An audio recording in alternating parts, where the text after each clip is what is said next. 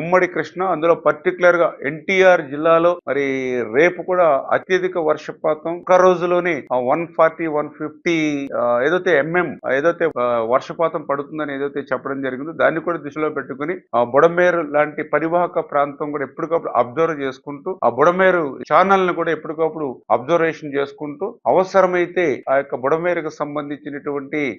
ఎలగలేరు regulator దగ్గర నుంచి వెలికేపాడు UT వరకు అంటే విజయవాడ పట్టణ పరిధిలో ఉన్నటువంటి ప్రాంతం అంతా కూడా ఎక్కడ కూడా ప్రవాహ వేగానికి ఎటువంటి అడ్డంకులు లేకుండా చూసుకోమని చెప్పేసి కూడా సంబంధిత సిఈకి గాని అదేవిధంగా ఏదైతే గత అనుభవాల దృష్ట్యా ఒక ఎర్ర కాలువ గాని ఒక ఎనమదరు డ్రైన్ గాని ఏదైతే ఒక